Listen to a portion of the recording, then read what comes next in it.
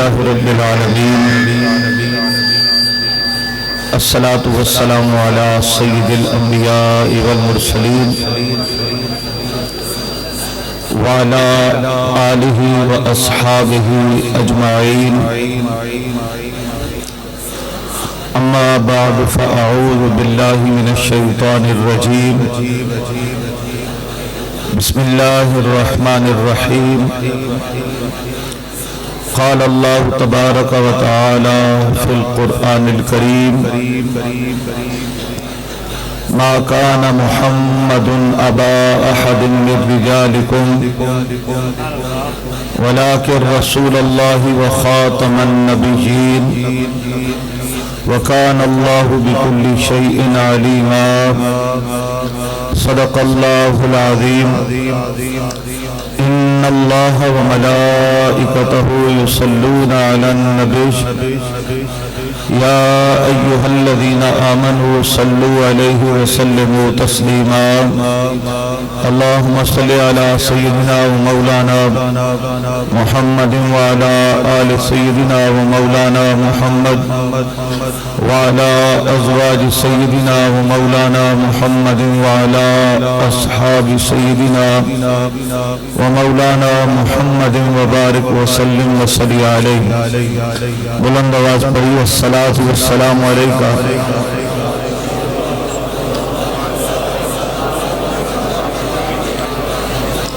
یا سیدی یا رسول اللہ وعلا آلک و اصحابک یا سیدی یا حبیب اللہ بلند آواز پڑھی ایک تھوڑا اور کم ووکل والیوم بیٹ ٹھیک ہے الصلاة والسلام علیکہ یا سیدی یا رحمت للعالمین وعلا آلک و اصحابک یا سیدی یا خاتم النبیین صلاة و سلام علیکہ یا سیدی یا رسول اللہ اسٹیج پہ جلوہ فگن چمکتے دمکتے چہروں کے ساتھ ملک و قوم اور مذہب اسلام کا عظیم سرمایہ علماء حقہ اہل سنت و جماعت علماء ذی شان علماء کرام مشائخ اعظام سروں پہ خوبصورت دستاریں سجائے علم دین کے سفر کو پائے تکمیل تک پہنچانے والے طلباء کرام دور و نزدیک سے اس مرکز علم و معرفت میں حاضر ہونے والے معزز برادران اسلام اللہ تعالیٰ وحدہ لا شریک لاکھ فضل و احسان آج اس مرکز اسلام عظیم الشان درسگاہ اسلام جامعہ فخر العلوم کے جلسہ دستار فضیلت اور تقریب عرس پاک میں حاضری کی سعادت نصیب ہوئی اللہ تعالیٰ ہم تمام کی حاضری اپنی بارگاہ اس دن میں قبول و منظور فرمائے ایک کو تھوڑا اور کام کرو معمولی صرف اشارہ ہو گئے تمام آباب ہیں کہ آج طلباء کی دستار فضیلت کے ساتھ اس عظیم شان درسگاہ کے بانی ولی کامل استاد الاساتذہ شیخ الحدیث و تفسیر علامہ پیر مفتی محمد یونس نعیمی نقشبندی رحمت اللہ تعالی علیہ جن کے ظاہری اور باطنی فیض سے آج ہزاروں سینے جگمگا رہے ہیں ان کے عرس پاک کو بھی نسبت ہے اس تقریب سعید کے ساتھ محترم جناب سردار والا شان حضرت علامہ محمد ارشد نعیمی صاحب ناظم اعلیٰ جامعہ فخر العلوم سردار والا شان جناب حکیم محمد ابراہیم صاحب نگرانی اعلیٰ فخر العلوم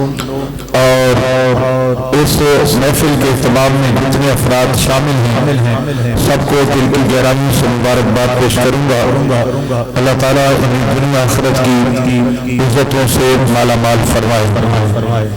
اسی ادارے کے فیض یافتہ مولانا محمد آفتاب رانجہ صاحب نے ڈنمارک سے رابطہ کیا اور یہاں آنے کا حکم دیا۔ محترم جناب صاحبزادہ مولانا محمد ارشد نوری صاحب رابطہ میں رہے۔ میری یہاں حاضری میرے لیے باعث سعادت ہے، نہ یہ کہ میں کچھ یہاں سکھانے آیا ہوں بلکہ میں یہاں سے فضول برکات اور علماء ذیشان کی دعائیں حاصل کرنے کے لیے ایک سوالی کی حیثیت سے حاضر ہوں۔ اللہ تعالیٰ میری حاضری کو اپنی بارگاہ میں شرف قبولیت عطا فرمائے۔ اسٹیج پہ کتنے چمکتے دمکتے چہرے علماء حقہ اہل سنت و جماعت کہ آپ کو نظر آ رہے ہیں۔ علم و فن اور زہد و تقویٰ میں یہ مجھ سے کہیں آگے اور کہیں بلند تر ہیں۔ اگر حقیقت کی بات کی جائے تو ان کے آگے بیٹھنا، ان سے اونچا بیٹھنا، میں ان کے ساتھ بیٹھنے کے قابل بھی نہیں۔ بس حکم ہوا، میں حاضری دی اور چند لمحات آپ سے میں گوشگزار ہوں آپ کی سمع خراشی کرنے کے لیے۔ سامعین محترم، گفتگو میں نہ دوڑا ہے، نہ ٹپا ہے، نہ مائیا ہے اور نہ بہت گہرے علمی نکات ہیں۔ یہ میرا درد دل ہے اور صاف میں باتیں آپ سے پیش کروں گا۔ اہل علم حضرات سے معذرت کیونکہ وہ ہیں اہل علم اور طالب علم اس کے سامنے کیا بات کر سکتا ہے، لیکن اپنا درد دل میں پیش کرنے جا رہا ہوں۔ اللہ تعالیٰ مجھے حق بات کہہ کر عمل کی توفیق عطا فرمائے۔ اس جامعہ کے صدر مدرس استاد العلماء علامہ مفتی سید محمد سجاد حسین کاظمی صاحب ہمارے دیرینہ دوست ہیں اور بہت عرصہ سے ہماری آپس میں محبتوں کا ایک خاص تعلق ہے۔ انہوں نے جو القابات دی وہ ان میں سے میں ایک کبھی اہل نہیں ہوں، یہ ان کا حسن ظن ہے، ان کی سخاوت ہے۔ اللہ تعالیٰ آپ کی عزتوں کو دوام عطا فرمائے۔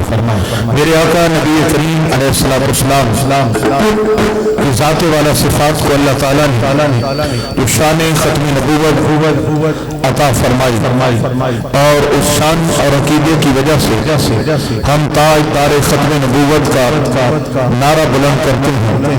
میں نے صریح آیت مبارکہ جو قرآن مقدس میں حضور کی ختم نبوت پر دلالت کرتی ہے تلاوت کرنے کا شرف حاصل کیا۔ اللہ جل شانہ نے واضح طور پہ بیان کیا میرے محمد صلی اللہ علیہ وآلہ وسلم تم میں کہ کسی مرض کے پاپ نہیں ہیں، وہ تو اللہ تعالیٰ کے رسول ہیں اور دنیا میں آنے والے آخری نبی ہیں اور اللہ تعالیٰ ہر شے کا بہتر علم رکھنے والا ہے۔ یہ سادہ لفظوں میں میرے آقا پاک علیہ السلام کی ختم نبوت کی دلالت پر نازل ہونے والی آیت مبارکہ کا میں نے ترجمہ پیش کیا۔ وصل تھوڑا کنٹرول کر اور ماشاءاللہ سیٹنگ ٹھیک ہے، صرف وصل سنبھال گیا۔ سامعین محترم، اب اسی حوالے سے میں اپنی بات کو آگے بڑھاؤں گا۔ میں یہ دلائل دینے نہیں جا رہا کہ میرے آقا نبی کریم علیہ السلام کی ختم نبوت حق ہے، اس پر دلائل بھی ہیں، اس پر گفتگو بھی ہے، اس پر علماء کرام کا بہت زیادہ ورک بھی ہے اور اس مقصد کے لیے علماء ذیشان کی بے شمار قربانیاں بھی ہیں۔ میں اس پہلو سے بات کرنے جا رہا ہوں کہ اللہ تعالیٰ نے میرے آقا پاک علیہ السلام کو آخری نبی بنا کر کے بھیجا اور پھر حضور نبی کریم علیہ السلام کی ختم نبوت کے تحفظ کے لیے اللہ تعالیٰ نے جو اہتمام کیے میں ان میں سے چند ایک کا ذکر آپ کے سامنے کرنا چاہوں گا۔ سب سے پہلی بات یہ ہے اللہ پاک نے میرے آقا رسول محترم صلی اللہ علیہ وآلہ وسلم کی ذات پر قرآن مقدس لا ریب کتاب اپنے کلام مقدس کا نزول نزول فرمایا۔ میرے آقا نبی کریم علیہ السلام پر جو اللہ کی لاریب کتاب نازل ہوئی، اللہ تعالیٰ نے اس کی شان کچھ اس طرح سے بیان فرمائی، انا نحن نزلنا الذکر وانا لہ لحافظون، اس قرآن کو نازل کرنے والے بھی ہم ہیں اور قیامت تک اس قرآن کی حفاظت کرنے والے بھی ہم ہیں۔ ذرا سبحان اللہ سارے بولیں گے، اونچا کر کے بولیں گے۔ اس قرآن کو نازل کرنے والا بھی رب ذوالجلال ہے اور اس کی حفاظت کرنے والا بھی رب ذوالجلال ہے۔ سامعین محترم، رب ذوالجلال نے تورات کا نزول کیا، کچھ سال بعد تورات کو بدل دیا گیا، کچھ نیا ڈالا گیا اور کچھ نکالا گیا۔ انجیل کا نزول ہوا، بعد میں آنے والے لوگوں نے کچھ نیا ڈالا اور کچھ نکالا، انجیل کو بدل دیا۔ زبور کا نزول ہوا، بعد میں آنے والوں نے کچھ ڈالا اور کچھ نکالا اور زبور کو بدل دیا گیا۔ الغرض میرے آقا نبی کریم کی جلوہ گری سے قبل جتنی آسمانی صحائف اور کتابیں اتری، کسی کا نام و نشان مٹا دیا گیا اور کسی کے اندر تبدیلی پیدا کر دی گئی، کچھ نیا ڈالا اور کچھ نکالا۔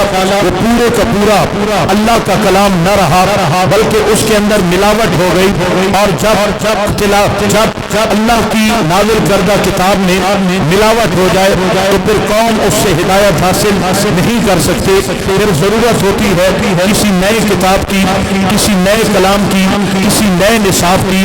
میرے آقا نبی کریم علیہ السلام کی ذات پر بھی رب ذوالجلال نے ایک کتاب کا نزول کیا، اس کا نام قرآن مقدس ہے۔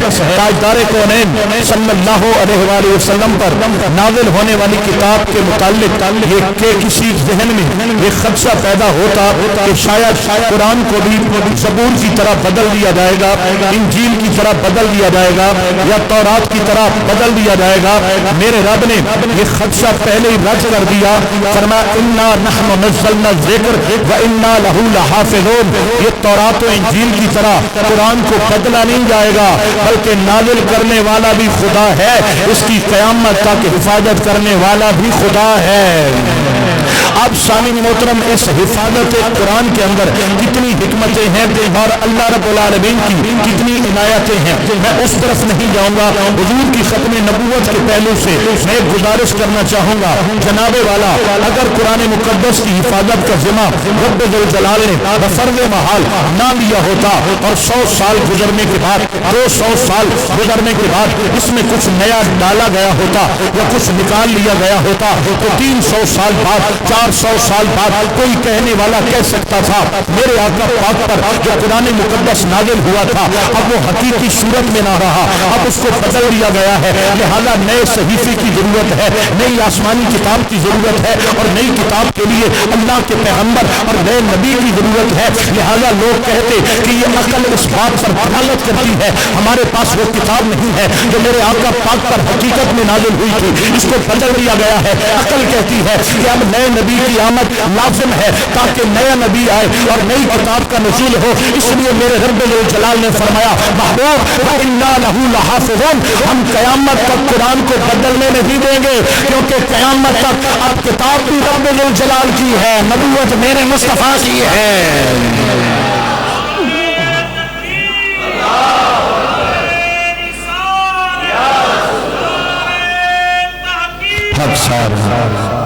اب سامعین محترم یہ بات ذہن میں رکھنا، بڑے غور توجہ، میں ختم نبوت کے ٹاپک پہ گفتگو نہیں کر رہا بلکہ میں علم دین کی اہمیت اور درسگاہ اسلام کی طرف آنا چاہتا ہوں۔ ایک اور اس حوالے سے میں گزارش کرنا چاہوں گا، رب الجلال نے اولین و آخرین کے سارے علوم کو مقدس کلام کے اندر بیان کر دیا ہے، کچھ ظاہر ہے، کچھ پوشیدہ ہے، کچھ علم والوں کو حاصل ہوتے ہیں، کچھ زیادہ علم والوں کو حاصل ہوتے ہیں، کچھ اس سے زیادہ علم والوں کو حاصل ہوتے ہیں، اس بات میں کوئی شک و شبہ نہیں ہے۔ اس پہ آپ تحقیق کر سکتے ہیں کہ اگر ریاضی کی بات کی جائے تو وہ بھی پورا علم قرآن میں ہے، اگر دوستو سائنس کی بات کی جائے پورا علم قرآن کے اندر ہے، اگر حیاتیات کی بات کی جائے، کیمیا کی بات کی جائے یا دنیا کی کسی بھی علم کے حوالے سے، چاہے وہ جدید ہے، چاہے وہ قدیم ہے یا چاہے وہ قیامت تک کسی نئے علم کا ظہور ہونے والا ہے، ہر علم کو اللہ تعالیٰ نے قرآن مقدس میں یکجا जुदा कर दिया है।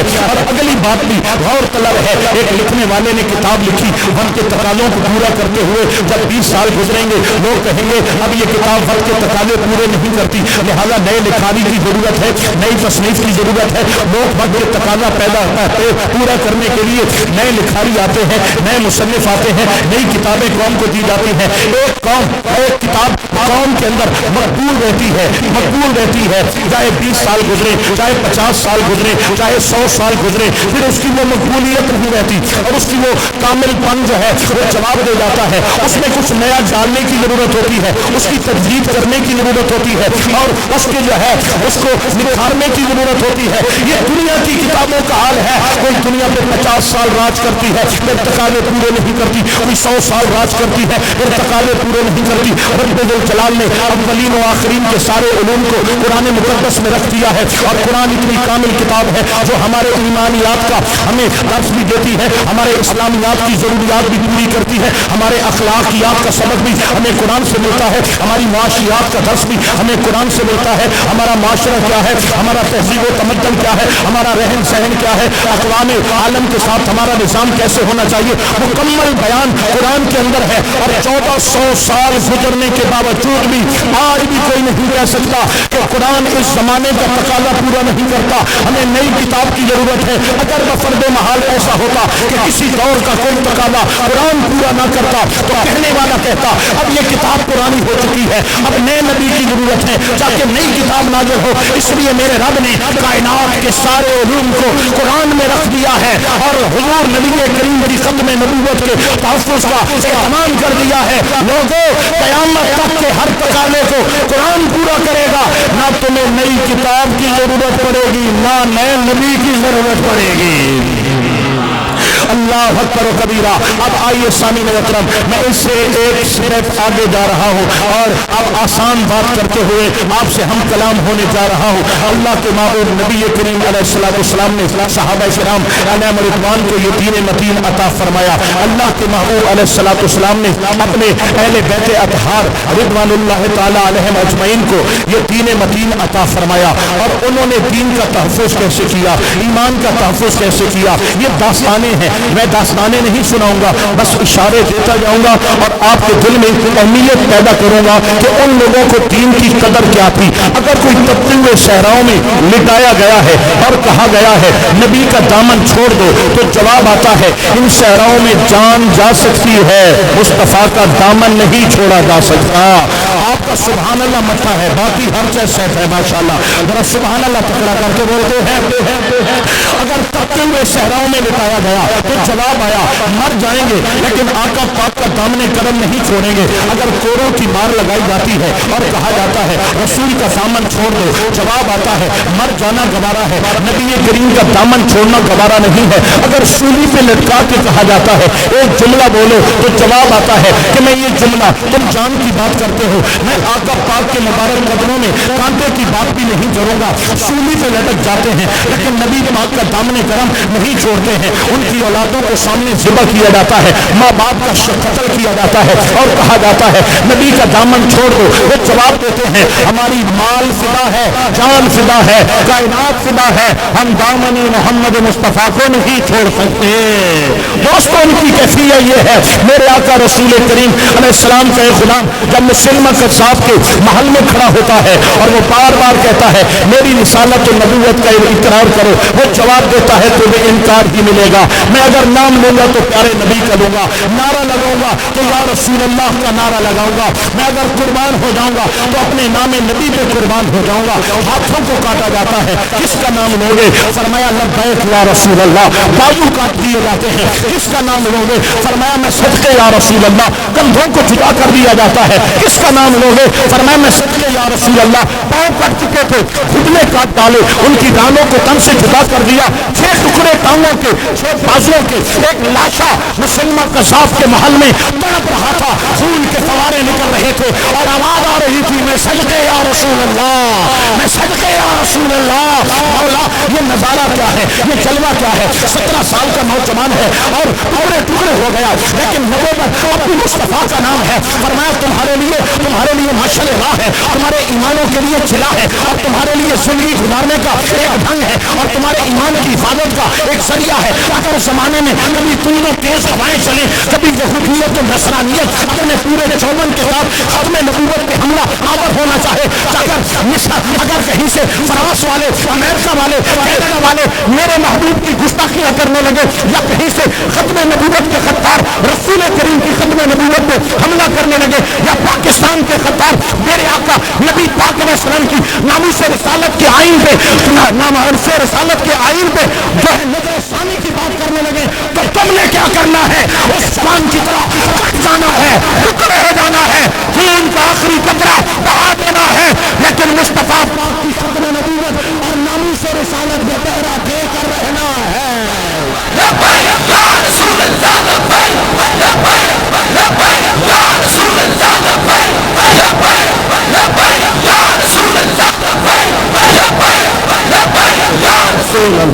अल्लाह अकबर कबीरा। सामने मोहतरम मैं अर्ज कर रहा था, मेरे आका नबी करीम के सहाबा किराम को अपना ईमान कितना प्यारा है, अपना अकीदा कितना प्यारा है। हुजूर आका पाक की खत्म नबूवत के वो किस कदर वफादार है कि अपना सब कुछ वो कुर्बान कर देते हैं। अब ये दीन इस्लाम सफर कर रहा है, ये सफर मक्कतुल मदीना से, मक्कतुल मुकर्रमा से इब्तिदा होती है, मदीनतुल मुनव्वरा से इंतहा होती है, रियासत मदीना का क़याम होता है। फिर मेरे आका नबी करीम अलैहिस्सलाम पर 23 साल के अरसा में ये कुरान मुकद्दस मक्का में भी उतरता रहा, मदनी जिंदगी में भी उतरता रहा। 23 साल की उम्र पाक में कुरान मुकद्दस मेरे आका पाक अलैहिस्सलाम पर इसके नुज़ूल की तकमील होती है। मेरे आका सहाबा को याद भी कराते हैं, सहाबा किराम को लिखवाया भी करते हैं। फिर मेरे आका नबी करीम अलैहिस्सलाम के मुबारक लबों से जो कुछ निकलता है सहाबा किराम लिख लिया करते हैं, ऐ मेरे गुलाम तुमने लिखना क्यों छोड़ दिया है? या रसूल अल्लाह मैं तफसीर में नहीं जाता क्योंकि बात लंबी है और वक्त थोड़ा है, इसलिए मैं वजाहतों में नहीं जा रहा, इशारे समझते जा रहे हैं। उलमा लोग बैठे हैं, लिहाजा मुझे नाम बताने की जरूरत है, क्यों लिखना छोड़ दिया? अर्ज़ किया या रसूल अल्लाह, मुझे कहने वालों ने कहा आका पाक की कैफियत मुख्तलिफ होती है, लिहाजा कभी कोई बात ना लिखनी हो तो मैं लिख लूँ तो बेहतर ना होगा। मेरे आका पाक ने ज़बान मुक़द्दस की तरफ इशारा किया, फरमाया रब्बुल जलाल की कसम है जिसके कब्ज़े कुदरत में मोहम्मद पाक अलैहिस्सलाम की जान है, मैं जो बोलूं लिख लिया करो। इस ज़बान से जो भी निकलता है हक हक हक ही निकलता है। जब मक्के के काफिरों ने कहा ये नबी पाक तो रात को बैठ के कुरान बनाते हैं और सुबह के उजालों में हमें सुनाते हैं, ये उधर से नहीं आया, ये खुद बनाते हैं और खुद सुनाते हैं। मेरे रब ने फरमाया वमा यंतिकु अनिल हवा, मेरा नबी खुद नहीं बोलता, ये खुद नहीं बनाता, इन हुवा इल्ला वहयुन यूहा, कलाम रब का है, बोलने वाला मुस्तफा है। अल्लाह अकबर।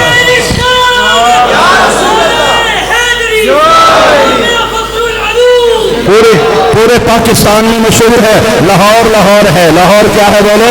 लाहौर लाहौर है, लेकिन लाहौर वाले मजा नहीं दे रहे। आपके नारे जो है ना वो नारे नर वाले नहीं हैं, नर वाले नारे लगाओ ना ताकि मुझे पता चले कि जैसी बात हो रही है वैसी बात हो रही है। नारा तकड़ा लगाया जाता है, या रसूल अल्लाह, या रसूल अल्लाह।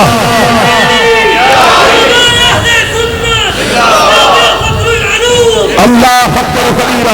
मेरे आका ताजदार कौनैन अलैहिस्सलाम ने मुकम्मल हदीस मुबारका आका पाक के सहाबा ने याद भी की है, आका पाक के सहाबा किराम ने लिखी भी है, पूरा कुरान मेरे आका पाक ने लिखवाया भी है और सहाबा किराम अलैहिम रिज़वान को याद भी कराया है। मेरे आका नबी करीम अलैहिस्सलाम के सहाबा किराम ने इस कुरान मुकद्दस को किताबी सूरत के अंदर जो जमा किया उसकी शराइत बड़ी जो है वो शराइत बड़ी सख्त थी और बड़ी अमानत के साथ और बड़ी तहकीक के साथ कुरान मुकद्दस को किताबी सूरत में ना लाया गया। तदवीर कुरान ये लंबा मौजू है और وقت طویل ہو جائے گا. میرے آقا پاک علیہ السلام کی حدیث مبارکہ کو جمع کرنے کا اہتمام صحابہ کرام کے طور سے ہی ہو چکا ہے. بعد میں آنے والے محدثین نے ایک ایک جگہ ایک ایک ملک سفر کیا کہ کہیں پر نبی کریم کا ایک صحابی بیٹھا ہے اور ایک حدیث سناتا ہے, تو وہ ایک ایک مہینے کی مسافت کر کے گئے اور نبی پاک کی حدیث مبارکہ کو جمع کیا. بہرحال ہمارے پاس لکھی ہوئی دو دولتیں آ گئی, ایک کو قرآن کہا جاتا ہے, ایک کو حدیث کہا جاتا ہے. اور قرآن و حدیث ہماری شریعت کے ماخذ ہیں, ہمارے ایمانیات کے ماخذ ہیں, اسلامیات کے ماخذ ہیں,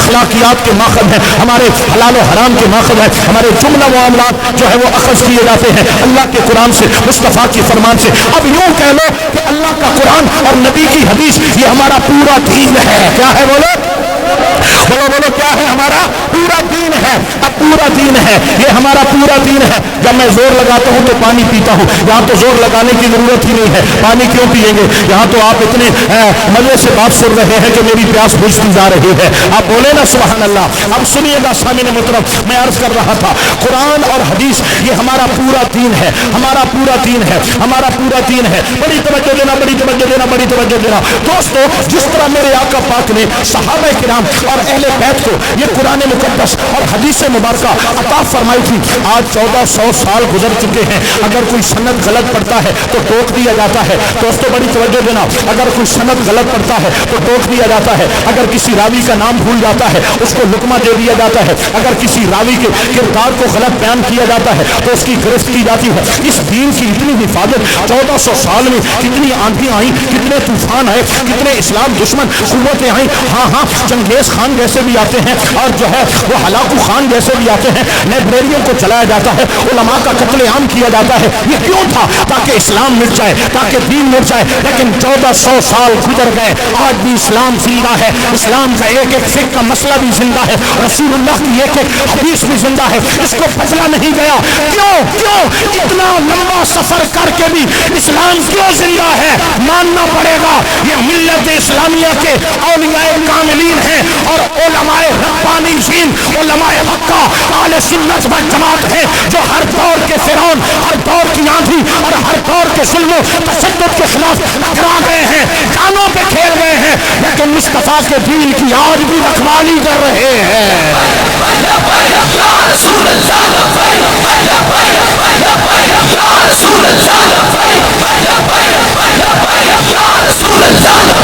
اللہ اکبر و کبیرہ. اس لیے میرے آقا نبی کریم علیہ السلام کی مبارک زبان سے علماء کرام کو انبیاء کرام کا وارث قرار دیا گیا, علماء کو انبیاء کا وارث قرار دیا گیا. میں تھوڑی سی وضاحت کرتا چلا جاؤں گا اس حوالے سے. یہ وراثت کیا ہے دوستو؟ ایک باپ ہے, وہ دنیا سے جاتا ہے, اپنی وراثت میں مکان چھوڑتا ہے, زمین چھوڑتا ہے, یا جواہرات چھوڑتا ہے, یا دکان چھوڑتا ہے, جو بلا بھی چھوڑتا ہے. اس کے 4 بیٹے ہیں, 5 بیٹے ہیں, وہ وراثت کو آپس میں تقسیم کر لیتے ہیں. باپ نے جو چھوڑا ہے وہ اولاد کی وراثت ہے. لیکن یہ یاد رکھنا, صرف بیٹوں کی وراثت نہیں ہوتی, شریعت نے بیٹیوں کا حق بھی رکھا ہے, ان کو بھی وراثت میں حق دیا جاتا ہے. اور مرنے والا جب مرتا ہے, اگر اس کی ماں یا باپ زندہ ہے, شریعت نے ان کا بھی حق رکھا ہے. اور اگر مرنے والا مرد ہے تو صرف بیٹوں اور بیٹوں کی وراثت نہیں, اس کی بیوی کا بھی حق رکھا گیا ہے. لیکن اس طرف توجہ نہیں ہے, حق صرف بیٹوں کا سمجھا جاتا ہے اور بیٹیوں کا حق دبایا جاتا ہے. جب نکاح ہوتا ہے تو خاوند حق مہر معاف کرا لیتا ہے,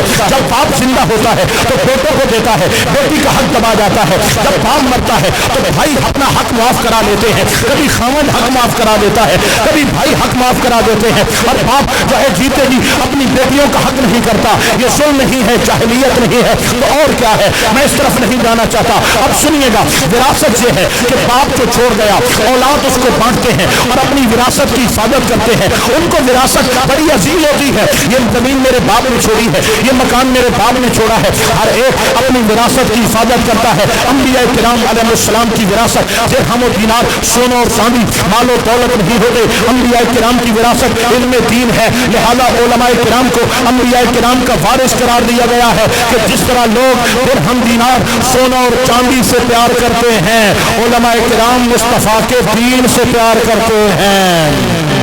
یہ اللہ کے قرآن سے پیار کرتے ہیں، یہ میرے مصطفیٰ پاک علیہ السلام کے فرمان سے پیار کرتے ہیں۔ اور اگر کسی کی باپ نے وراثت چھوڑی اور کسی نے قبضہ کر لیا یا اس کی وراثت کو خراب کرنا چاہا، وہ حفاظت کرتا ہے، وہ جان دیتا ہے، وہ غصہ کرتا ہے، وہ کیس کرتا ہے، وہ عدالتوں میں جاتا ہے اور اپنی ہر ممکن کوشش کرتا ہے اپنی وراثت کی تحفظ کی۔ اسی طرح انبیاء کرام کی وراثت، میرے رسول کریم علیہ السلام کی وراثت علم دین ہے۔ جب بھی اس پہ آنچ آتی ہے، جب بھی اس پہ ڈاکہ ڈلتا ہے، چاہے وہ عقائد کی بات ہو، چاہے معاملات کی بات ہو، چاہے وہ فقہ کی بات ہو، علماء ذیشان میدان میں آتے ہیں، محنت کرتے ہیں، کوشش کرتے ہیں، سروں پہ کفن باندھ کر میدان عمل میں اترتے ہیں اور بتاتے ہیں جب تک دین اسلام کے وارث زندہ ہے ہم دین اسلام کے لیے اپنے گردنیں کٹاتے رہیں گے۔ کبھی تو کربلا کا میدان لگتا ہے اور یزید کے سامنے حضرت امام علی مقام رضی اللہ تعالی عنہ سینہ تان کر کے کھڑے ہو جاتے ہیں۔ وہ ہاتھ مانگتا ہے، اگر میرا امام ہاتھ دیتا ہے، وہ زانی ہے، وہ شرابی ہے، وہ بدکار ہے، وہ بے نماز ہے، وہ شریعت کا قاتل ہے، اگر میرا امام ایک فاسق کے ہاتھ کے اندر ہاتھ دیتے ہیں، شریعت میں بگاڑ پیدا ہوتا ہے، وہ نماز کی اہمیت نہ رہتی، وہ شرم و حیا کی چادریں نہ رہتی، وہ ہمارا تہذیب و تمدن نہ رہتا۔ میرا امام صرف ہاتھ کی بات نہیں تھی، ہاتھ کے پیچھے پورا اسلام تھا۔ امام کیا فیصلہ کرو گے؟ فرمایا آج فیصلہ ہوگا اور زمانے کو بتایا جائے گا اسلام کی اہمیت کیا ہے۔ بھائیوں کی گردنیں کٹتی رہی، بھتیجوں کی جانیں جاتی رہی، بھانجے تڑپتے رہے، اپنے بیٹوں کے لاشیں وہاں پہ تڑپتے رہے۔ امام علی مقام نے حالت سجدہ میں اپنا سر، اپنی گردن راہ خدا میں قربان کر دی۔ کربلا سے آواز آئی، لوگوں یہ اسلام اتنی غیر اہم چیز نہیں ہے کہ گلی گلی میں اس کو بیچا جائے اور جو بھی اس پہ حملہ آور ہو جائے اس کے سامنے سر خم کر دیا جائے۔ اگر حسینی کہلاتے ہو تو صرف لنگر حسینی کھانے کا نام حسینیت نہیں ہے، دین اسلام کے لیے کائنات فدا کر دینے کا نام حسینیت ہے۔ یا رسول اللہ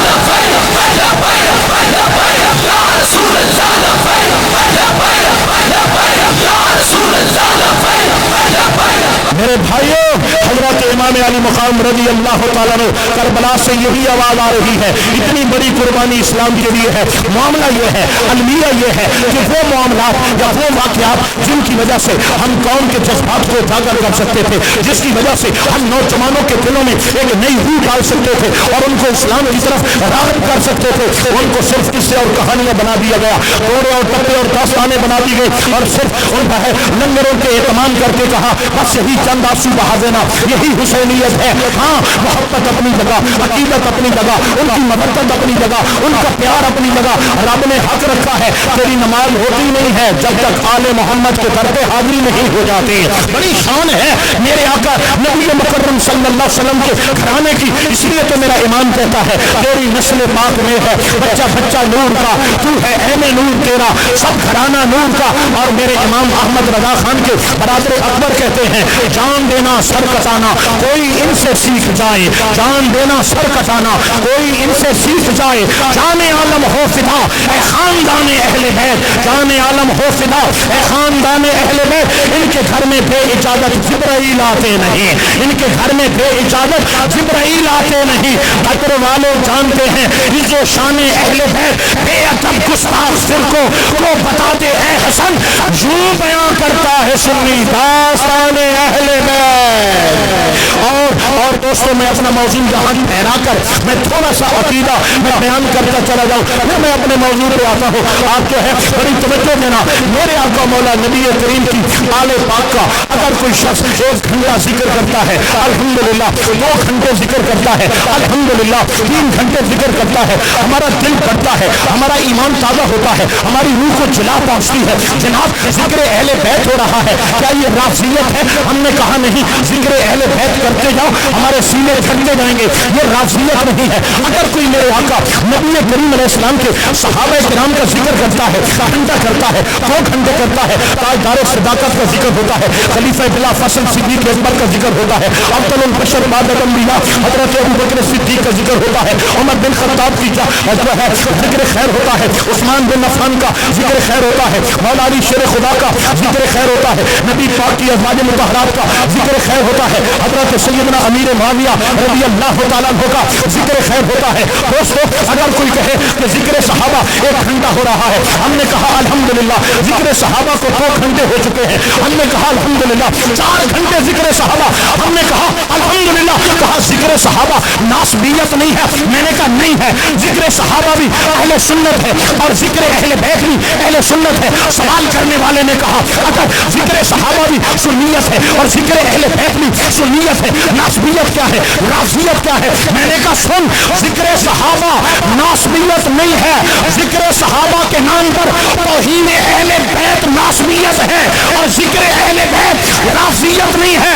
ذکر اہل بیت کی آڑ میں شان ابو بکر کو پکنا, شان فاروق اعظم پر بہتان کرنا, میرے نبی پاک کے صحابہ کرام میں سے کسی صحابی چاہے وہ حضرت ابو سفیان ہو یا حضرت امیر معاویہ ہو, ان کو بک بک کرنا یہ رافضیت ہے. تو رافضیت و ناسبیت ذکر صحابہ ذکر اہل بیت نہیں ہے, بلکہ میرے آقا پاک کے صحابہ کی توہین کو ناسبیت کہا جاتا ہے. آل محمد کی توہین کو ناسبیت کہا جاتا ہے. اصحاب محمد کی توہین کو رافضیت کہا جاتا ہے. ہم سنی ہیں, یا رسول اللہ کہنے والے ہیں, ہم صحابہ کے بھی نوکر ہیں, نبی کی آل کے بھی نوکر ہیں. یا رسول اللہ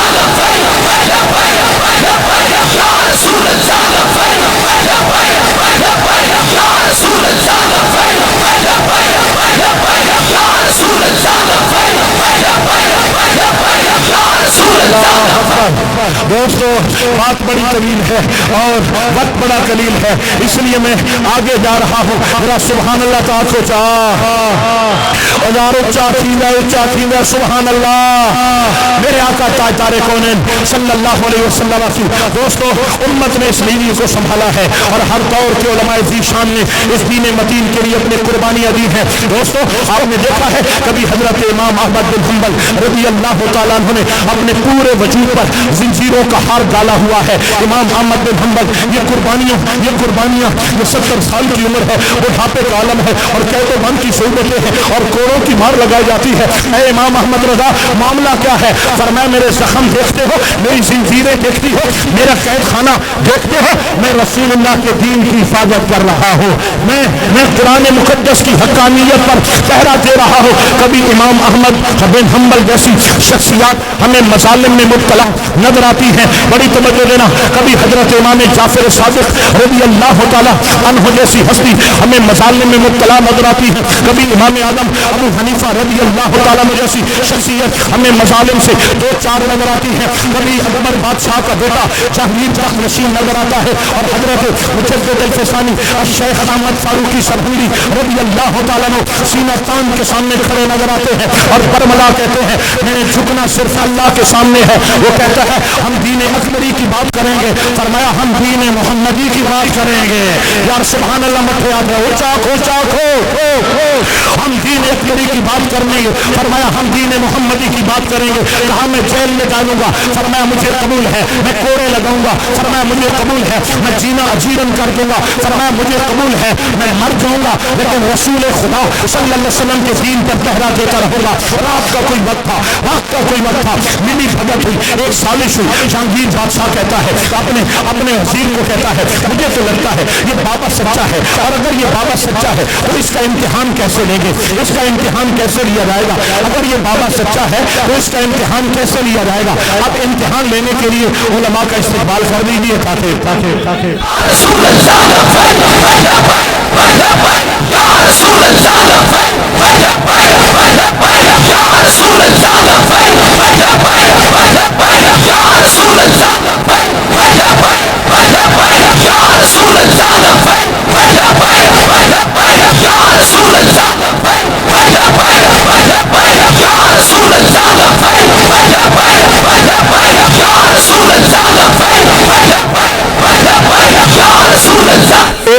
قرآن مجھے سچا لگتا ہے لیکن امتحان کیسے لیں گے؟ اپنے وزیر کو کہتا ہے رات کی تنہائیوں میں چلے جاؤ اور بابے سے کچھ ایسی بات کرو کہ پتہ چل جائے بابا لالچی ہے یا بابا واقعی دین محمدی کے لیے کام کر رہا ہے۔ آپ کی توجہ ہے نا؟ تو توجہ ہے تو بولیے گا ذرا سبحان اللہ، بولیے گا ذرا سبحان اللہ۔ رات کا کوئی پہر ہے، قید خانے میں جہانگیر بادشاہ کا وزیر آتا ہے اور کہتا ہے اے بابا جس طرح تو جہانگیر سے تنگ ہے میں بھی جہانگیر سے تنگ ہوں، ایک سازش کرتے ہیں۔ فرمایا وہ کیا؟ رات کے کسی پہر میں اس کے محل میں جاؤں گا اور اس کا سر کاٹ کر میں ایک تھال میں رکھ کر آپ کے قدموں میں پیش کر دوں گا، لیکن شرط ہے۔ آپ نے فرمایا جہانگیر بادشاہ کا سر کاٹے گا تو مجھ سے شرط کیا مانگتا ہے؟ اس نے کہا شرط یہ ہے جب جہانگیر کا تخت خالی ہو جائے گا تو آپ کو تخت پر بیٹھنا پڑے گا، آپ کو تخت پر بیٹھنا پڑے گا۔ توجہ ہے آپ کی؟ آپ کو تخت پر بیٹھنا پڑے گا۔ فرمایا کملا ہو گئے ہیں، چھلا ہو گئے ہیں، ہم تخت کے لیے کام نہیں کر رہے، تخت کے لیے جیلوں میں نہیں پڑے ہیں، ہم تو دین محمدی کو تخت پہ لانا چاہتے ہیں، ہم دین محمدی کو تخت پہ لانا چاہتے ہیں۔ جاؤ، ہمیں تخت و تاج سے کوئی سروکار نہیں ہے، میں تو چاہتا ہوں نبی کریم کا دین متین سرخرو ہو جائے۔ تخت سکندری پر وہ تھوکتے نہیں ہیں، تخت سکندری پر وہ تھوکتے نہیں ہیں، بستر لگا ہوا ہے جن کا تیری گلی میں کس چیز کی کمی ہے؟ آقا تیری گلی میں، دنیا تیری گلی میں، عقبہ تیری گلی میں، گلیاں چلوں کو ڈھونڈنے جو گھر سے چلا تھا اپنے اب خود کو ڈھونڈتا ہے۔ سرکار کی گلی میں کس کس کو میں بتاؤں؟ کوئی خود ہی جا کے دیکھے، جنت کا در کھلا ہے سرکار کی گلی میں۔ اللہ اکبر و کبیرہ۔ کہا او جہانگیر بادشاہ، وہ بابا تخت و تاج پہ تھوکتا بھی نہیں ہے، وہ کہتا ہے میں تو رسول خدا کے دین کو تخت پہ لانا چاہتا ہوں۔ جہانگیر کا دل نرم ہو گیا۔ کہا بلاؤ بابا جان حضرت مجدد الفسانی شیخ ربانی کو۔ آپ جلوہ گر ہوئے، آپ کے ہاتھ پر جہانگیر بادشاہ بیعت کرتا ہے، اور پھر وہ دن تھا کہ حضرت مجدد الفسانی کی محنتوں اور قید و بند کی صحبتوں کے نتیجے میں ہندوستان کی دھرتی پہ ایک بار پھر رسول اللہ کا دین تخت پر جلوہ گر ہو جاتا ہے۔ عرض کرنے کا مقصد یہ ہے کہ دوستو اس دین کے پیچھے بڑی قربانیاں ہیں، وقت سمٹتا جا رہا ہے اور میں اپنی الفاظ کی میری رفتار بھی بڑی تیز ہے لیکن پھر بھی وقت کی رفتار اس سے بھی تیز جا رہی ہے، لہذا میں درمیان کے سارے معاملات چھوڑتا ہوں۔ آئیے دوستو، ہندوستان کی دھرتی ہے اور ہندوستان کی دھرتی سے ایک فتنہ اٹھا ہے، فتنہ قادیانیت اٹھا ہے۔ اس فتنہ قادریت نے جو کچھ زہر کھولا ہے، جو قوم کو بدرا کیا ہے، جو نوجوانوں کے ایمانوں پہ ڈاکہ ڈالا ہے، وہ کسی سے پنہا نہیں ہے۔ دوستو یہ جو الفاظ ہوں یا دلائل ہوں، ان معاملات میں یہ ہمارے نوجوان کو قائل نہیں کر سکتے۔ کالجوں میں، یونیورسٹیوں میں اور سرکاری غیر سرکاری اداروں میں یہ قادیانیت کا ایک جال بچھا ہوا ہے۔ یہ محبت سے قریب کرتے ہیں، یہ لالچ دیتے ہیں، کبھی نوکری کی لالچ ہے، کبھی چھوکری کی لالچ ہے، کبھی ویزے کی لالچ ہے اور کبھی بلیک میلنگ کرتے ہیں اور اس طرح نوجوانوں کو بہرا اور گمراہ کر دیتے ہیں۔ لیکن جانتے ہو یہ علماء حق کا اہل سنت و جماعت ہیں جنہوں نے 1954 میں تحریک ختم نبوت کا آغاز کیا۔ یہ باہر چلتے رہے، یہ چلتے ہی رہے، یہ چلتے ہی رہے، یہ چلتے ہی رہے، یہ پیچھے نہیں ہٹے۔ ان کو جیلوں میں ڈالا گیا، کہا ہمیں قبول ہے، ان کو کوڑے مارے گئے، کہا ہمیں قبول ہے، ان کو سزائے موت سنائی گئی، کہا ہمیں قبول ہے۔ اور 1954 سے 1974 تک 10,000 لوگوں نے تحفظ ختم نبوت کا آئین پاس کرانے کے لیے اپنی جانوں کے نذرانے پیش کیے ہیں۔ ناموس رسالت کے تحفظ کے لیے چاہے دنیا کے کسی شعبے کے اندر بھی، کونے کے اندر بھی میرے آقا کی توہین ہوتی ہے، سروں پہ کفن باندھ کر میدان میں آنے والے یہی علماء حقہ ہیں، یہی مدارس دینیہ کے پڑے ہوئے ہیں۔ ہمارا جو دینی معاملات ہیں، ہمارے حلال و حرام کے مسائل ہیں، ان کی مرکز کون ہے؟ ہمیں انہی مدارس سے ہمیں تعلیم دی جاتی ہے، یہ جائز ہے، یہ ناجائز ہے۔ اگر ہمارا بچہ کلمہ بھی پڑھتا ہے یہ بھی مدارس کا فیضان ہے، اگر ہمیں حلال و حرام کے کسی ایک نقطے کا بھی پتہ ہے یہ بھی مدارس کا فیضان ہے۔ اگر آج معاشرے میں جو پڑھتا ہے یہ بھی مدارس دینیہ کا فیضان ہے۔ آج اگر کوئی رزق حلال کے لیے کوشاں ہے یہ بھی مدارس دینیہ کا فیضان ہے۔ کیوں؟ اگر مدارس نہ ہوتے، علماء نہ ہوتے، دین متین کی حفاظت کون کرتا؟ ہمیں حضور کی سنتیں، حضور کی حدیثیں کون سناتا؟ ہمیں قرآن مقدس کی شروحات اور تفاسیر کون پڑھاتا؟ ہمارے اندر یہ دینی مذہبی شعور کون رکھتا؟ لوگوں، میرے آقا پاک کے دین متین پر پہرا دینے والے بھی علماء ہیں، اور آج تک عوام کے اندر علمی مذہبی شعور بیدار کرنے والے بھی علماء حق کا اہل سنت و جماعت ہے۔ مجھے کہنے دو، اگر زمانے میں ان 15 صدیوں میں کسی ایک صدی کے اندر بھی علماء کرام کو کاٹ دیا جائے تو یہ دین کا چین ٹوٹ جائے گا، دین کا تسلسل ختم ہو جائے گا، اور آئندہ نسلوں کے اندر دین باقی نہیں رہے گا۔ اگر وہاں سے یہاں تک دین آیا ہے، یہ علماء کا فیضان ہے، یہ درسگاہ اسلام کا فیضان ہے۔ اگر آج دنیا کے کسی کونے میں کوئی مسلمان کلمہ بھی پڑھ رہا ہے، خدا کی قسم وہ بھی علماء حق کا اور مدارس دینیہ کا فیضان ہے۔ یا رسول اللہ یا رسول اللہ یا رسول اب آئیے دوستو، میں چند گزارشات، ابھی میرے پاس ٹائم ہے، گھنٹہ پورے ہونے میں پورے 20 منٹ باقی ہیں، اور ان 20 منٹ میں میں انشاءاللہ 40-50 باتیں تو کر ہی جاؤں گا۔ اللہ تعالیٰ خیر فرمائے۔ ذرا سبحان اللہ تعالیٰ دوستو، اللہ کے محبوب نبی کریم علیہ السلام نے جو ہمیں دین متین عطا فرمایا ہے، اس کے مختلف پہلو ہیں، اس کے مختلف پہلو ہیں۔ مثلا عقائد کا معاملہ ہے، اسلامیات کا معاملہ ہے، ہماری معاشیات کا معاملہ ہے، ہمارے حلت و حرمت کے معاملات ہیں، ہمارے جتنے معاملات ہیں، ان تمام کا تعلق اسلام کے ساتھ ہے، قرآن کے ساتھ ہے، حدیث کے ساتھ، اور ان تمام معاملات میں ہماری رہبری اور ہماری رہنمائی کرنے والے علماء حق کا اہل سنت و جماعت ہے، جنہوں نے صحیح معنوں کے اندر ہماری رہبری اور ہماری رہنمائی کی ہے۔ اور اگر کسی وقت میں یہ ناموس رسالت کے لیے نکلے یا ختم نبوت کے لیے نکلے، ان کا مقصد کیا ہوتا ہے؟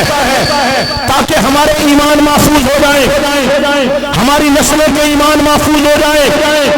اگر آج یہ علماء اپنے گھروں میں بیٹھ جائیں اور کہیں کہ ملک میں جو ہوتا رہے وہ ہوتا رہے، زمانے میں جو ہوتا رہے وہ ہوتا رہے، قادیانیت جب عروج پکڑ جائیں، قادیانیوں کو لوگ مسلمان سمجھنے لگے، میرے آقا پاک علیہ السلام کی توہین کو لوگ ہلکا سمجھنے لگے، یا جس کا من چاہے وہ سوشل میڈیا پہ بیٹھ کر یا الیکٹرانک میڈیا پہ بیٹھ کر مذہب کا مذاق اڑائے، شعار اسلام کا مذاق اڑائے یا پردے کا مذاق اڑائے، اور علماء سینہ تان کے اس کے سامنے کھڑے نہ ہو، وہ گستاخ دلیر ہو جائیں گے۔ ہمارے اندر وہ ولولہ، وہ دین کا درد، وہ دین کا جذبہ زندہ نہیں رہے گا کہ جو ہونا چاہیے۔ لہذا دوستان گرامی، یہ علماء جو جی رہے ہیں یہ اپنے لیے نہیں جی رہے، آپ اور آپ کی نسلوں کے ایمان اور عقیدے کی حفاظت کے لیے جی رہے ہیں۔ علماء کہاں سے بنتے ہیں؟ علماء کہاں سے آتے ہیں؟ کوئی سکول ایسا نہیں ہے جو سرکاری زمین ہو، سرکاری بلڈنگ ہو، سرکاری اخراجات ہوں اور وہاں پر علماء پیدا کیے جائیں۔ عالم بننا یہ ایک مشکل سفر ہے، درسگاہ بنانا یہ ایک مشکل سفر ہے۔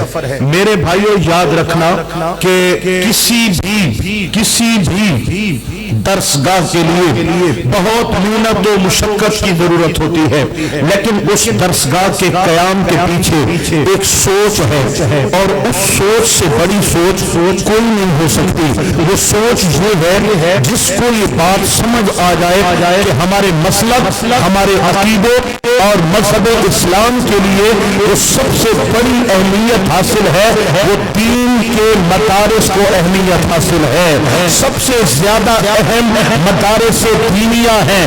ہماری محافل میلاد ثواب ہے اور جائز ہے اور باعث برکت ہے، اور پوری دنیا میں لاکھوں کی تعداد میں محافل کا انعقاد ہوتا ہے، اس کے بھی بڑے فوائد ہیں۔ لیکن ایک درسگاہ جتنا قوم کو فائدہ دے رہا ہے، ایک مدرسہ قوم کو جتنا فائدہ دے رہا ہے، اتنا 1 لاکھ محافل سے ہمیں فائدہ حاصل نہیں ہوتا۔ دوستو محافل نعت ایک رنگ تھا، ایک طریقہ تھا، ایک ادب تھا، ایک ذوق تھا، جو جاتے تھے نبی کریم کا ادب لے کے آتے تھے اور دل دماغ کو محبت رسول سے معمول کر کے آتے تھے۔ عشق رسول کو جلا دینے کا ایک وسیلہ تھا محافل نعت۔ لیکن آج بھنگڑے، ڈانس، رنگ رلیاں، داڑھی منڈے، خسرا نما، چولا ہور، ستھن ہور، پوچھن ہور، یہ رنگ ڈھنگ ہے۔ پتا چلا کہ سلوار اپنی ہے اور چولا گھر کے کسی مستورات میں سے کسی کا پہن کے آیا اور پوچھنا کسی کا سر پہ امامہ باندھ کے آیا اور چہرہ بھی خسرو جیسا، راگ رنگ بھی گانوں جیسے، اور پاکستانی گانے تو پسند نہیں ہیں، یہ انڈین سے لیں گے یا انگلش گانوں کی طرز پر نعتیں پڑھیں گے اور پھر ایک رات میں ایک ایک لاکھ کے لفافے اور پھر ان پہ بچھاڑ ہونے والی نوٹوں کی لاکھوں کی تعداد میں جو بچھاڑ ہوتی ہے اور جو ہے اس طرح ایک معاملہ۔ اب کیا ہے؟ پیسہ اہل سنت کا، توجہ دینا، پیسہ اہل سنت کا، جو نعت خان آیا شریعت کا قاتل، داڑھی منڈا اور ایسے اشعار جو کچے اشعار تھے جن کا جو ہمارے عقائد کی ترجمانی نہیں بلکہ ہمارے عقائد کی نفی کر رہے ہیں، ایسے اشعار پڑھے، عقیدہ برباد کیا، دوسروں کے عقیدے کو پروموٹ کیا، پیسہ ہمارا، ہمارے عقائد و نظریات کو برباد کر کے چلے گئے۔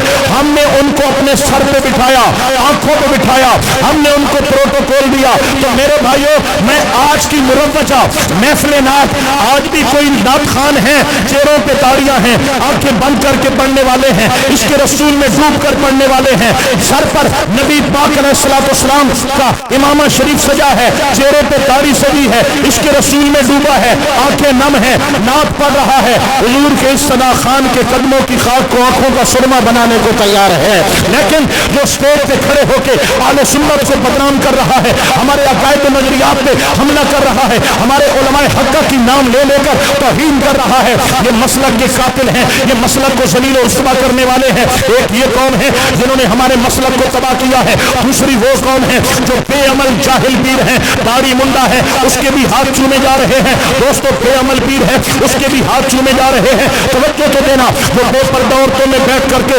خوشخبریاں کر رہا ہے، ان کے بھی ہاتھ چومے جا رہے ہیں۔ دوستو یہ حالات ہیں، اس قوم نے ہمارا ستیہ ناش کیا ہے۔ دیکھو مزارات پہ کوئی سجدے کرے یہ روکتے نہیں ہیں، ان کو گلے سے کام ہے، ان کا گلہ بھرا ہونا چاہیے۔ کوئی مزار پہ بھنگڑا ڈالے، کوئی مزار پہ کنجریاں ناچے، کوئی مزار کا طواف کرے، کوئی مزار پہ سجدے کرے، ان کو پتہ نہیں ہے کہ میرے اعلیٰ حضرت امام اہل سنت نے مزار کا طواف بھی حرام لکھا ہے، مزار کا سجدہ بھی حرام لکھا ہے، اور باقاعدہ حرمت سجدہ تعظیمی میرے امام احمد رضا نے قوم کو رسالہ عطا فرمایا ہے، لیکن نہیں روکتے کیونکہ ان کو گلے بھروانے ہیں، ان کو گلوں سے کام ہے، ان کو صاحب مزار سے کام نہیں ہے۔ ہاں ان کو نام لو قبروں کی تجارت کر کے، ان کو نام لو قبروں کی تجارت کر کے، کیا نہ بیچو گے جو مل جائیں صنم پتھر کے، کیا نہ بیچو گے مل جائیں صنم پتھر کے، قبروں پہ تجارت کر رہے ہیں۔ دوستو انہوں نے مدارس دینیہ کا قیام نہیں کیا، یہ کروڑوں کی پرادوں پر تو بیٹھ جائیں گے لیکن ایک دین کی درسگاہ قائم نہیں کریں گے،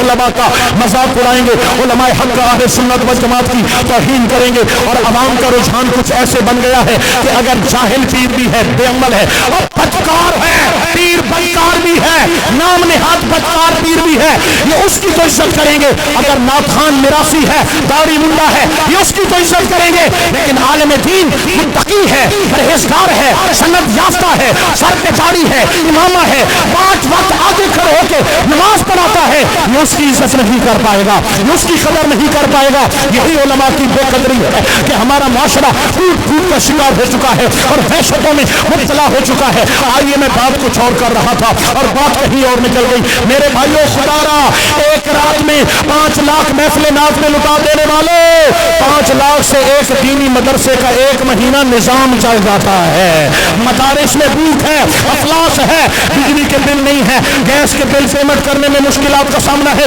اساتذہ کی تنخواہوں کے مسائل ہیں، بچوں کا لنگر پورا کرنے میں مسائل ہیں۔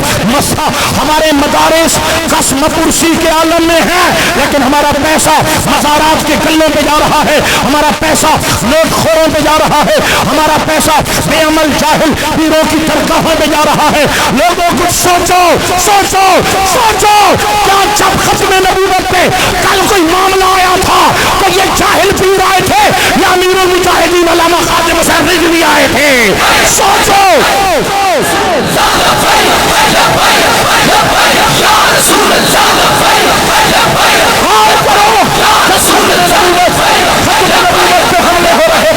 ناموس رسالت پہ حملے ہو رہے تھے، میرے آقا پاک کے دین کا مذاق اڑایا جا رہا تھا. یہ داڑھی منڈے نات خان کہاں تھے؟ یہ شرابی نات خان کہاں تھے؟ یہ جاہل پیر کہاں تھے؟ یہ گدا نشین کہاں تھے؟ یہ کہاں تھے؟ یہ نظر بھی نہیں آ رہے تھے. اگر سروں پہ کفن باندھ کے میدان میں آئے ہیں تو یا رسول اللہ کہنے والے علماء آئے ہیں. انہوں نے کہا جب تک ہم محراب پر ہیں، ہم منبر پر ہیں، ہم گھر میں ہیں، یہ ہماری پگڑی ہے، یہ ہمارا امامہ ہے. جب عزت رسول کے لیے میدان میں آئیں گے تو یہ ہمارا کفن ہو جائے گا، یہ ہمارا کفن ہو جائے گا. اور دنیا سوچ رہی تھی اب مجاہد ملت اسلامیہ الشام مجنورانی نہ رہے، اب حضرت مجاہد ملت مولانا عبدالستار خان نیازی نہ رہے، اب حضور شیخ الاسلام خواجہ قمر الدین سیالوی نہ رہے، اب استاد العلماء علامہ محمد یونس نقشبندی علیہ رحمہ نہ رہے، ہاں اب علامہ مولانا محمد فرائے نعیمی صاحب نہ رہے، اب بزرگ نہ رہے. اب میدان میں کون آئے گا؟ رات کے اندھیرے میں ختم نبوت پہ حملہ کر دیا.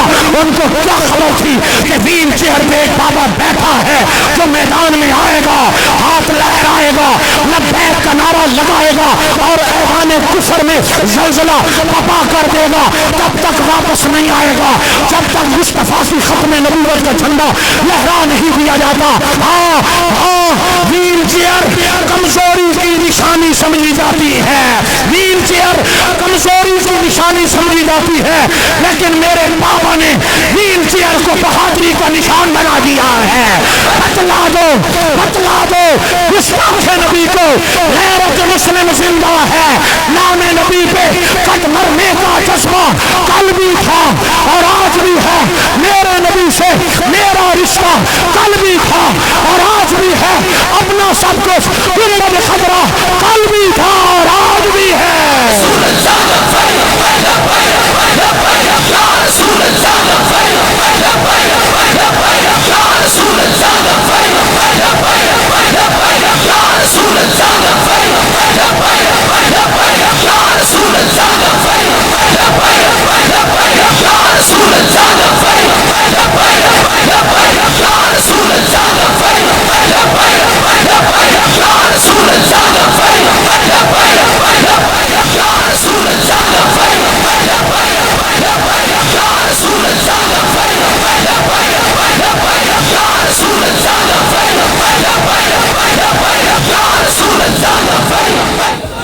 اللہ اکبر.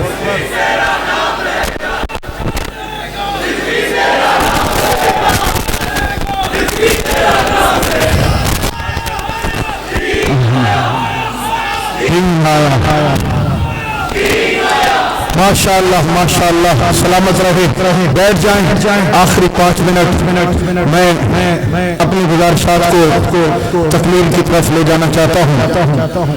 دوستو دینی مدارس جگہ خریدو، بلڈنگ بناؤ، طلباء کو منت سماجت کر کے لے آؤ، اساتذہ قابل ترین اساتذہ کا انتظام کرو، کتابوں سے لے کر اسٹیشنری تک ہر سہولت پرووائڈ کرو.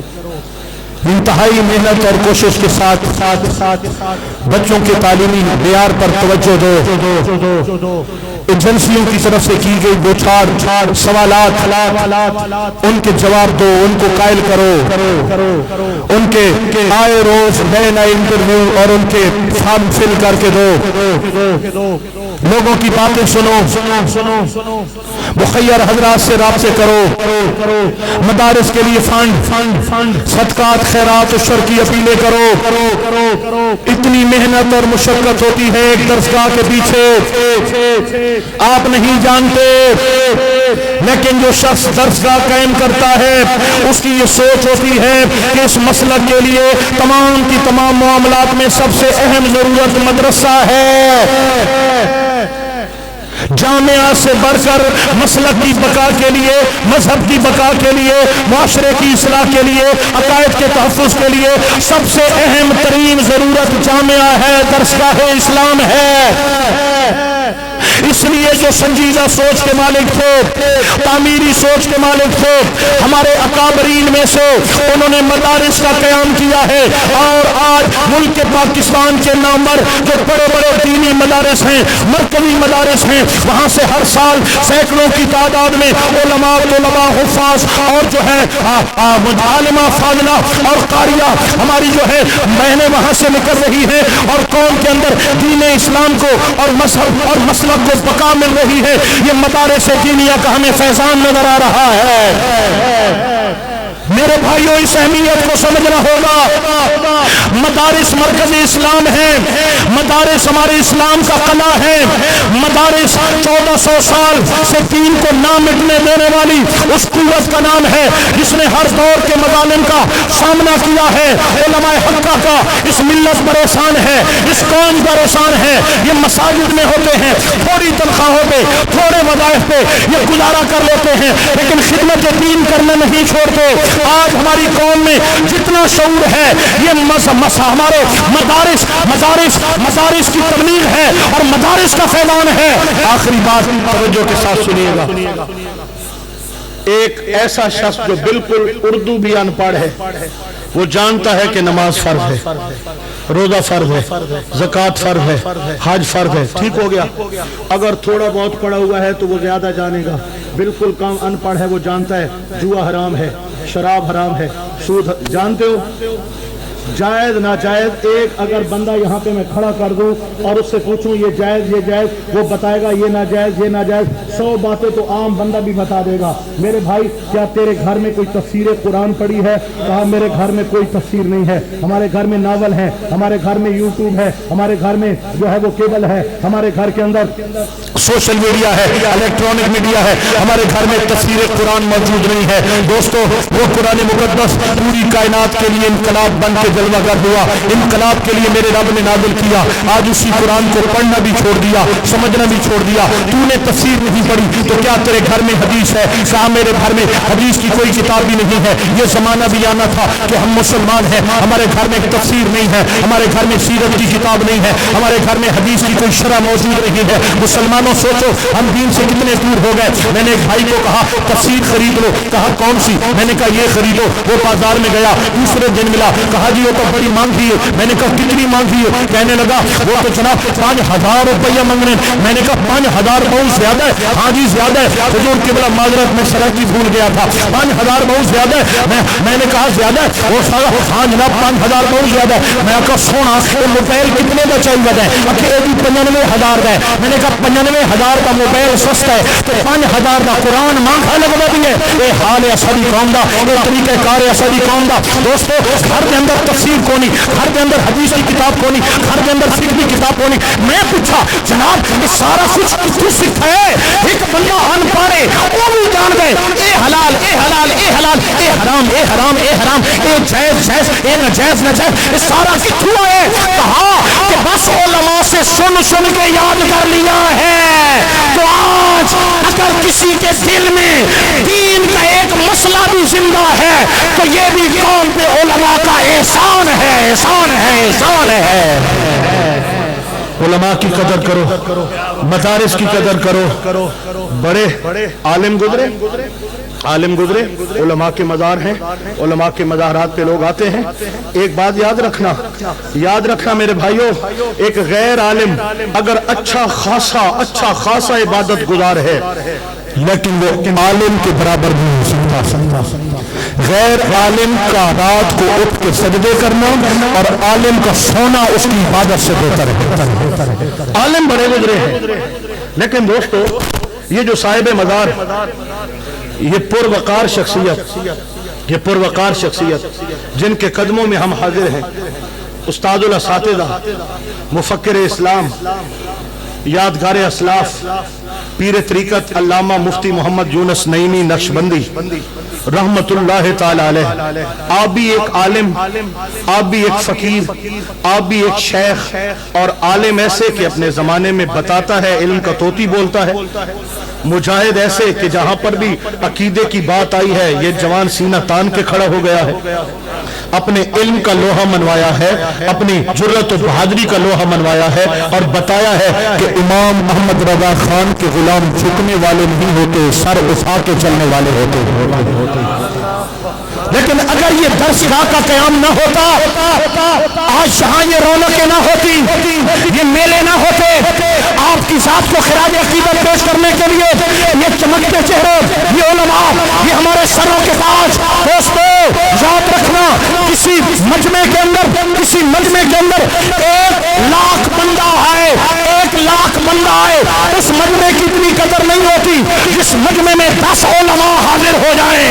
اس اسٹیج پہ سینکڑوں علماء بیٹھے ہیں، یہ سروں پہ دستارے فضیلت سجائے، یہ جنہوں نے دور حدیث شریف مکمل کیا ہے یہ بھی علماء بیٹھے ہیں۔ کتنے علماء، یہ نورانی چہرے، یہ سروں پہ علم و ہنر کی دستاریں، یہ سینوں میں چمکتے میرے آقا پاک علیہ السلام کی محبتوں کے نور برساتے انوار و تجلیات اس بات کی خمازی کر رہے ہیں کہ صاحب مزار ہے، وہ عالم بھی ہے، وہ شیخ طریقت بھی ہے، ولی کامل بھی ہے، لیکن آج آپ کو جو خراج عقیدت پیش کی جا رہی ہے، آپ نے علم دین کی خدمت کی ہے اور علم دین کا ایک مرکز یہاں پہ قائم کیا ہے جس کی کرنیں 4 جہان عالم کو روشن کر رہی ہے۔